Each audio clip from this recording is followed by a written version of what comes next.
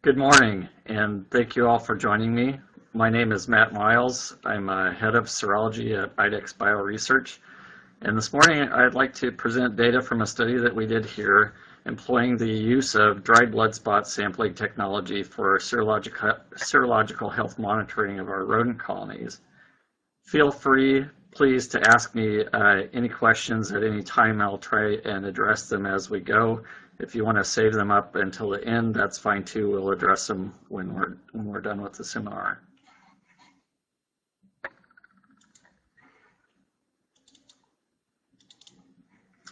So as the number of agents on our biosecurity exclusion lists has grown pretty dramatically over the past several decades, so has the complexity of our health monitoring programs, such that our ability to reliably detect all of these adventitious agents really requires that we evaluate a range of sample types, not only from sentinel animals, but also from our colony animals, and use a mixture of testing formats, both serology and PCR.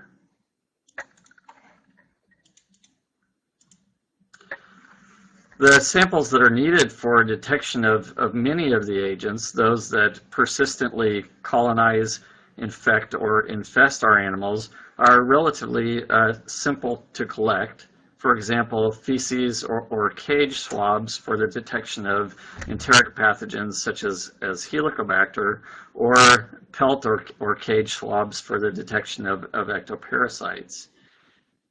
However, for the detection of pathogen exposure where the agent is only transiently shed, for example, as occurs with mouse parvovirus or the rotavirus that infects mice, or where euthanasia of the animal is required for sample collection, or when you're needing a comprehensive and historical perspective of infectious disease exposure over the life of the animal, serological testing is really the best choice among the various testing formats. Unfortunately, serum isn't as easy to collect as many of these other samples are.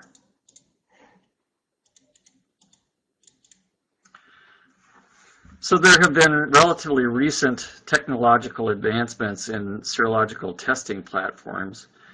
And one such advancement is the microsphere-based multiplex system that requires as little as 1 microliter of undiluted serum for evaluation against truly a comprehensive panel of infectious agents. However, the conventional blood sampling collection that we currently use today requires a relatively large volume of blood, really due to the logistical constraints associated with the downstream processing and preparation and transport of that serum. Also, conventional serum samples are relatively difficult to ship, and in fact, most of the serum, when it gets to the testing laboratory, actually goes unused. So we ask the question, is it possible to harmonize blood sample collection techniques with sample volume testing requirements, and in the process make serum collection, processing, and shipping less labor intensive and save on costs?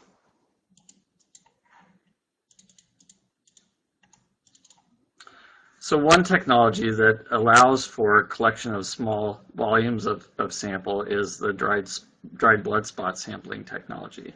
Dried blood spot sampling, or DBS as I will refer to it, is a method for simply collecting a single drop of whole blood onto filter paper.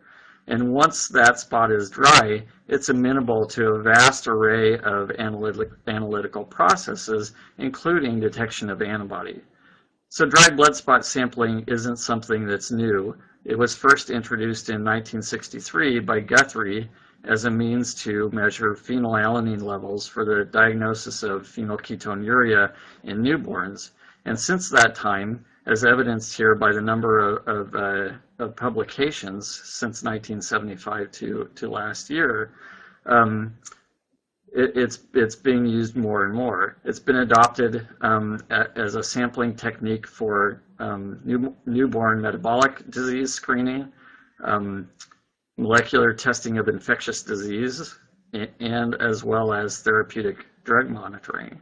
more recently, kind of in our realm, pharmaceutical companies are adopting DBS sampling methods for preclinical pharmacokinetic and toxicokinetic testing in rodents in order really to drastically reduce the number of animals that are used in those studies. But as a consequence, it's been shown in a number of studies that DBS sampling actually improves study precision and also dramatically reduces costs associated with doing those studies.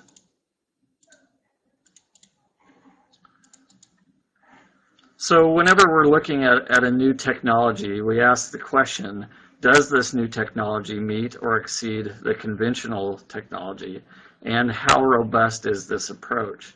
There are many, many studies in the literature that you can find comparing the correlation of assay results using for detection of antibodies using both serum and dried blood spot. And in this graph shown here, the investigator is simply looking at a comparison of serum samples, and those are noted on the y-axis, and dried blood spot samples on the x-axis, and they're running them on a standard ELISA and looking at the correlation between those two sample types. And what this author found was there was great correlation with an R value of 0.96 for serum or DBS compared to serum.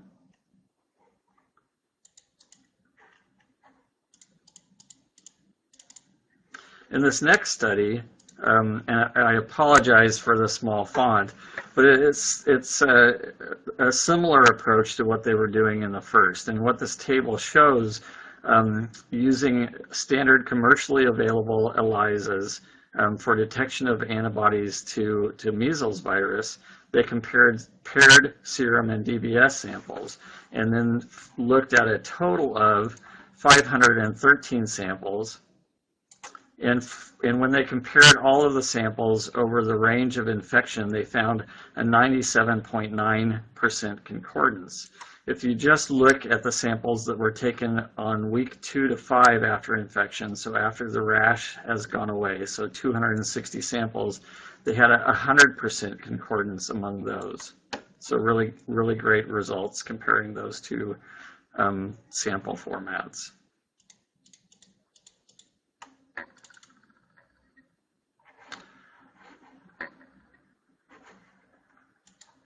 So in this next set of graphs, they're asking the question about stability of the sample. And so in the top set of graphs, again, apologize for the size of them, the investigator took multiple dried blood spots and stored those dried blood spots at various temperatures ranging from 4 degrees to 65 degrees.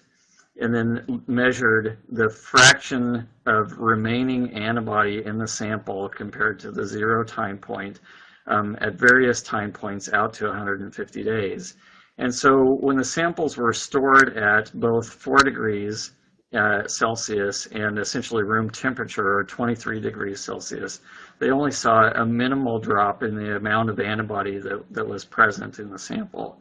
When those samples were stored at higher temperatures, especially those around 57 and 65 degrees Celsius, there was certainly more of a precipitous drop in those antimalarial antibodies in the dried blood spot sample.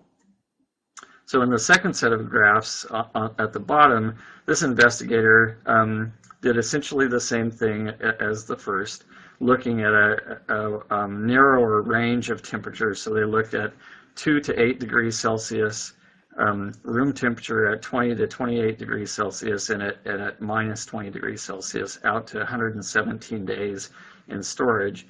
And what they found was, especially at the room temperature and storage at refrigerator temperatures of 2 to 8 degrees Celsius, that the samples, DBS samples, had great stability. The only time that they saw a loss of signal, hepatitis C antibody signal, was when the samples were held at room temperature, 20 to 26 degrees, and only at that prolonged period of 117 days.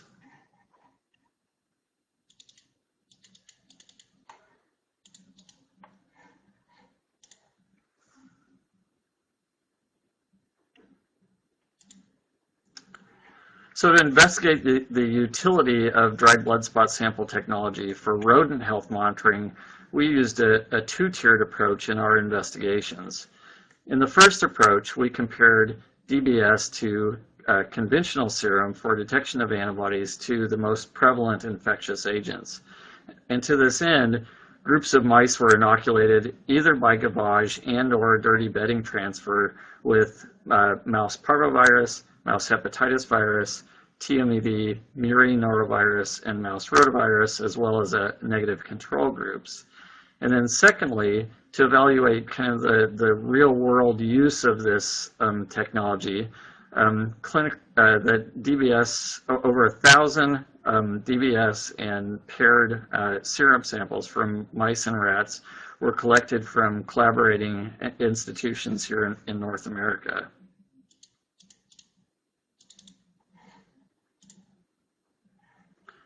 So in the experimental studies, the paired DBS and serum samples were collected at 2, 4, 6, and 12 weeks post-infection. And in the collaborative studies, they were primarily samples from institutions doing quarterly sentinel monitoring. So usually the animals were, probably 3 months exposed. But we had several collaborators who were trying to track down the source of MHV and MPV in their facilities, and so those samples really represented a wide range of maturation of antibody response as well as age of the animals. And DBS and serum samples both were evaluated by the most comprehensive MFI2 panel, and then data were compared for all of those data points for the magnitude of the MFI signal, the signal-to-noise ratio, correlation of the DBS and serum sample, and the stability.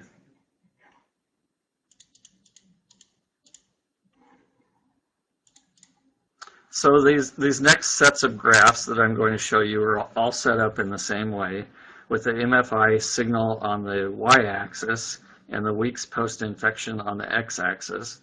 There's a baseline drawn in red across that graph to represent everything that's below it is considered negative and everything above it is considered positive.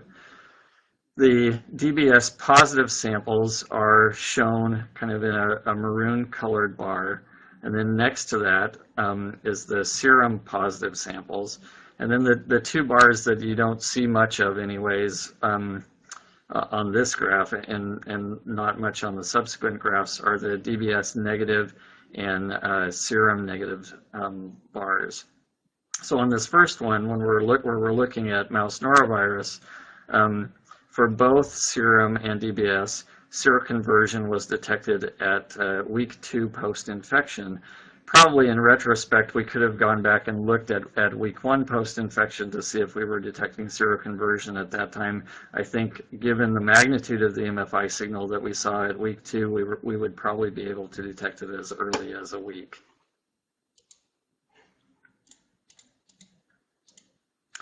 So on this MPV graph that you see here, the magnitude of the mean MFI signal from the DBS was equal to or greater than what we were seeing for serum, and that really holds true for most of these time points and most of the infectious agents that we were looking at.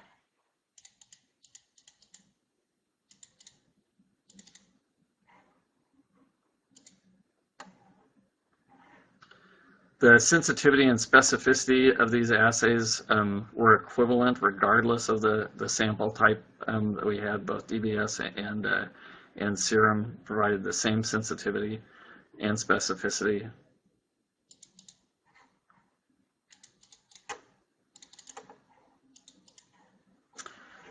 And the signal-to-noise ratio for the DBS was, again, similar to the serum in most regards, and in fact, in some instances, was actually better than what we saw with the serum.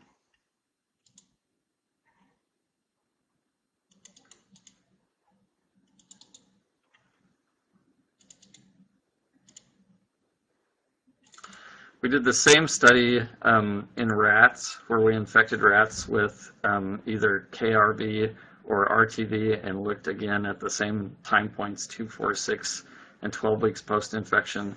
And as you can see here in this graph, we're seeing the same exact results, with seroconversion detected as early as week 2 post-infection. Sensitivity and specificity were equivalent with what we were seeing from serum.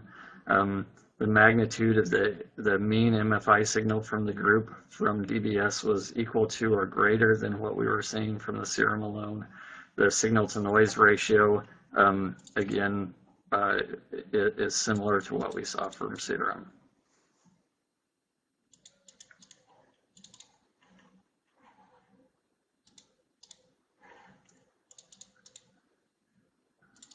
So what about the stability studies? So we looked at various. We took dried blood spots from animals that were known to be infected, groups that were known to be infected with MPV, MNV, TMEV, and MHV, and these animals were naturally infected and really represented a wide range of ages and maturity of antibody response. And we spotted those blood spots onto cards and then held those cards at various temperatures and then measured the MFI signal at the time points shown here. So the first one we'll do is graph C, the room temperature graph. And the reason that we looked at this primarily was to mimic what we would see kind of as the sample is taken and handled prior to shipment. And we carried this study out to 14 days post-sampling and really saw no reduction in the MFI signal from these individual animals. So the same exact thing, again, when those samples are held at 4 degrees Celsius, no loss in MFI signal or diagnostic value of those samples. And for longer term storage, and this graph shows out to 90 days, but we're out to 5 months now. Again, when the samples are held at -20, there's no loss in signal at all during the times that we've looked so far. So what about those samples that are being shipped and they might experience some high temperature during shipment? Again, we took samples, and on this graph you see the first column of samples is serum. The second column of samples is the dried blood spot samples held at room temperature for 24 hours.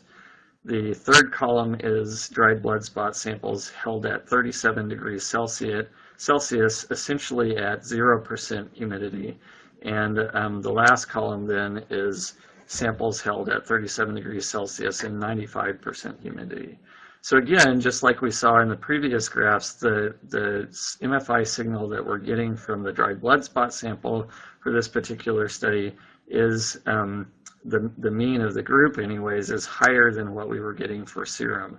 When those samples are held at 37 degrees Celsius in 0% humidity, essentially we're getting there's very similar signals to what we were getting both in the dried blood spot sample held at room temperature as well as the serum. All samples were positive. However, when those samples were held at 37 degrees and 95% humidity, we lost about 25% of the mean MFI signal for the group.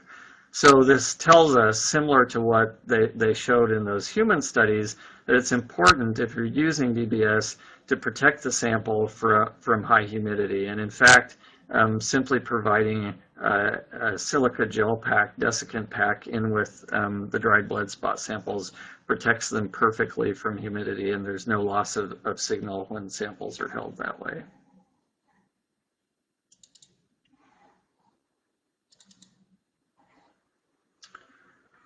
So in the collaborative studies, and again, these samples, over 1,000 paired clinical and DBS and serum samples sent to us from collaborating institutions across North America. These samples were shipped for the most part in standard overnight envelopes for the DBS and on ice packs for the serum. And then we tested these samples by a comprehensive MFI panel, and then looked at diagnostic correlation of the results, as well as the magnitude of the MFI signal. And most of these, again, were quarterly sentinel monitoring samples. Some of them, though, were ranged in ages of the animal, as well as maturity of the antibody response. And so really, this 1,000 animal sampling is a broad spectrum of sample sources.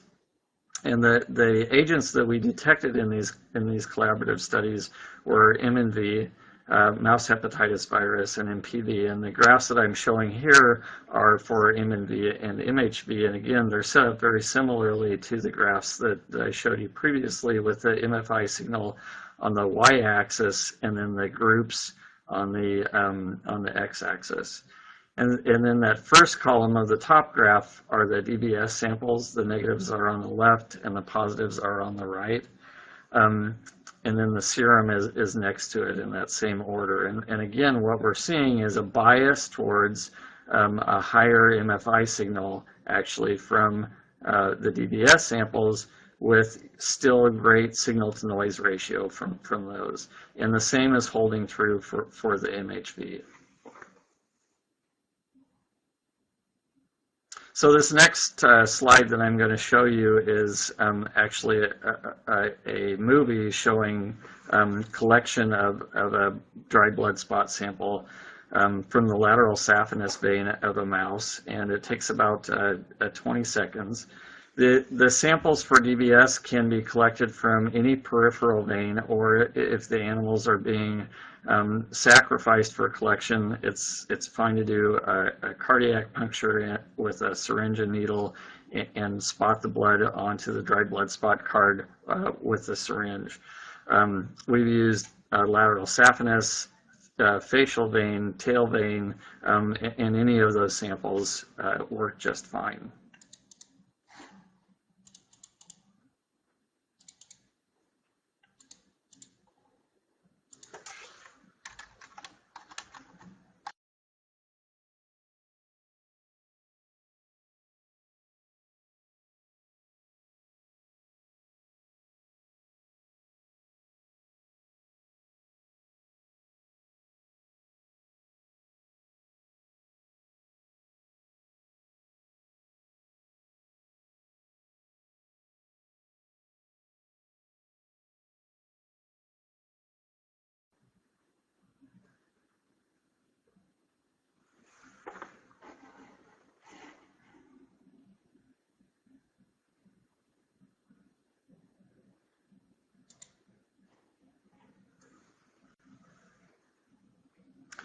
Not sure if that movie played all the way through or not, but if it did not, let me describe it to you.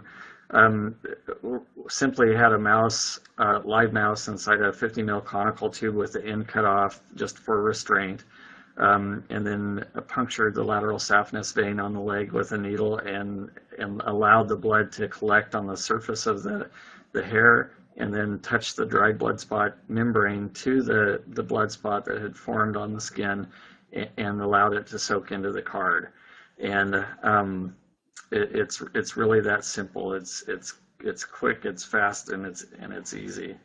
So in summary, the dry blood spot technology really refines blood collection process and substantially reduces the volume of blood that you have to take and that is required for serology. So it really does a great job in harmonizing the amount of blood that you're collecting, as well as and shipping, and matches that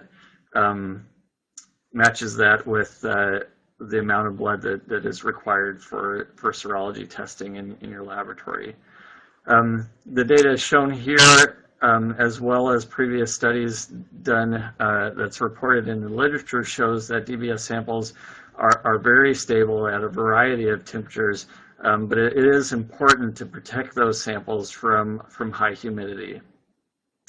I think probably an even bigger benefit to this is that With standard serology, it takes quite a bit of time to not only collect the sample, but the downstream processing, allowing the sample to clot, separating the serum from the clot, and placing that into a new tube, as well as shipping those samples on ice packs in the big, bulky styrofoam containers.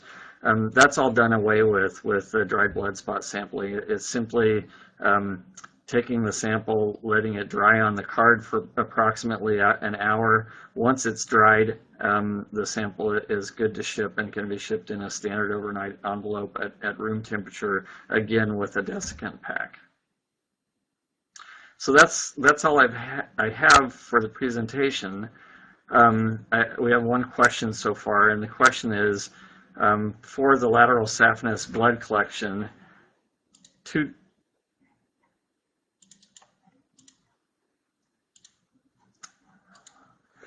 drops of blood were collected instead of just one, and I didn't see the remaining of that part of that question, so let me just answer it in general. So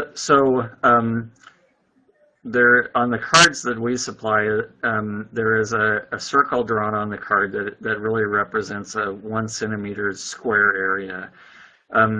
It's not important to fill that whole thing. What we need simply is a drop that's going to allow us to take a 6 millimeter punch from the card.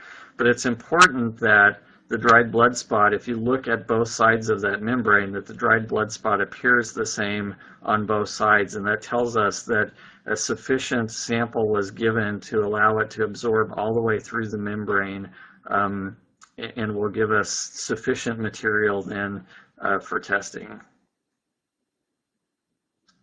There's another comment here that they could only see part of that video. I'm wondering if we can start the video again and play it. Let me check and see.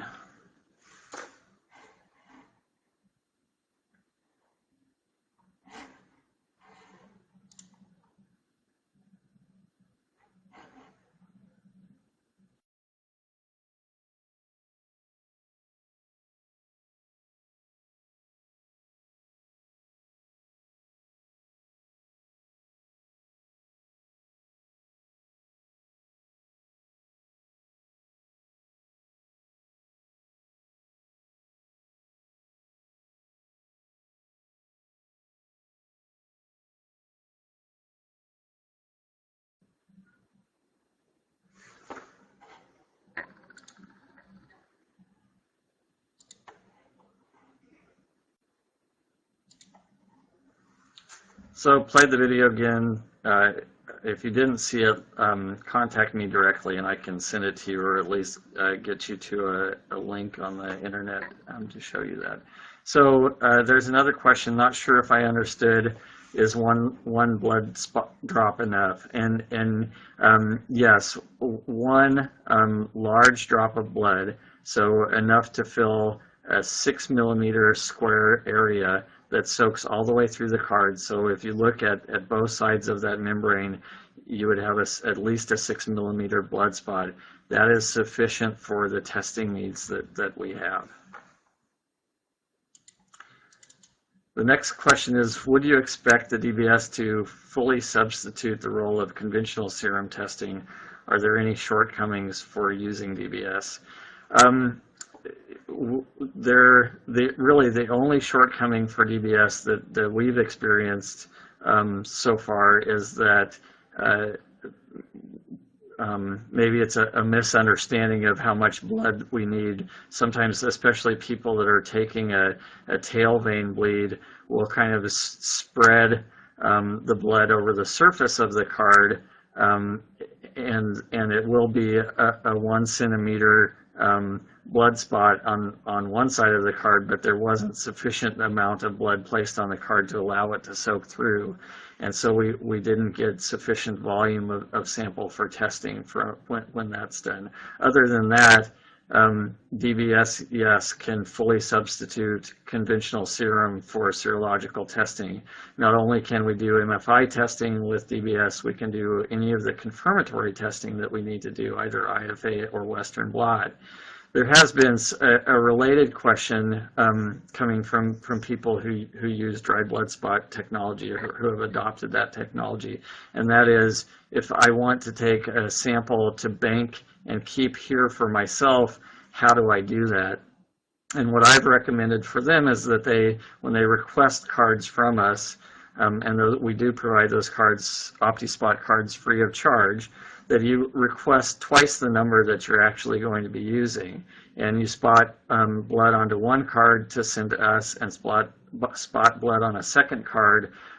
Let that dry, stick it in a plastic bag with a silica gel desiccant, and throw it in your -20 to hold in case you want to do follow-up testing or something along those lines. Also, the amount of sample that we get is sufficient. The amount of antibody that's eluted from the dry blood spot is sufficient for us to bank, and we do bank those samples for a minimum of 3 months.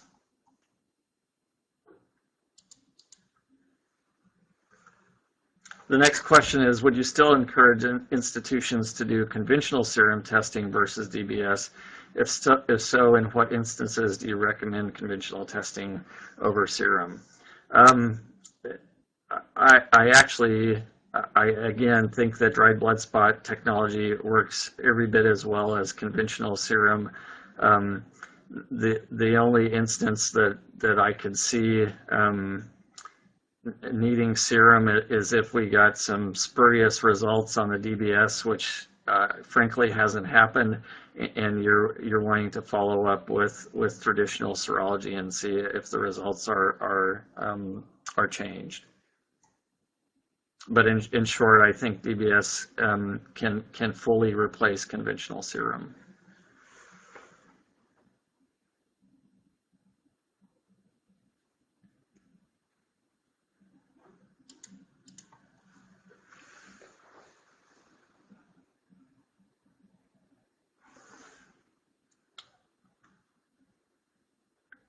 Well, it looks like that's all of the questions. If you've got additional questions, please feel free to contact me directly, and you can simply go to our website at idexbioresearch.com and click on the button for lab animal testing.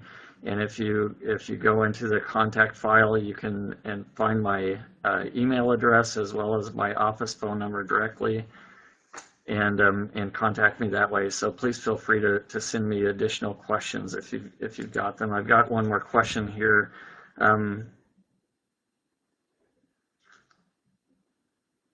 The question is, what is the optimal container that we recommend, and shipment for?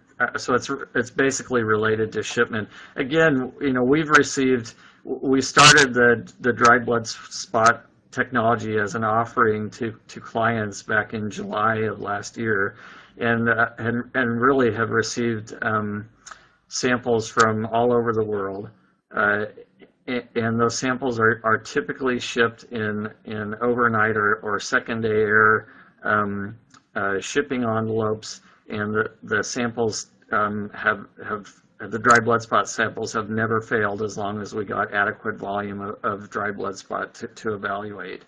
And so I think a standard overnight envelope is fine. So typically we get those within a day after you've shipped them. We've gotten actually some people shipping dry blood spot through standard mail, so 3 to 4 days, again, based on the IgG assays that we run concurrently with the MFIs. The IgG levels are sufficient for reliably detecting antibodies to any of the infectious diseases that we're looking at. There's one more question on hot summer days. Do we need any special precaution when sending DBS strips? Again, based on our studies as well as the studies that have been done, for detecting antibodies in human serum, I think the #1 issue is protecting those cards from moisture. So get them completely dry. You can dry them for an hour on the bench top, or if you've got a laminar flow hood, even better, you can set them in there so that they dry quicker. Package them up into a moisture-resistant bag and include desiccant with it, and ship them in an overnight shipping container, just an envelope. I don't think in our hands there haven't been any additional precautions taken or needed.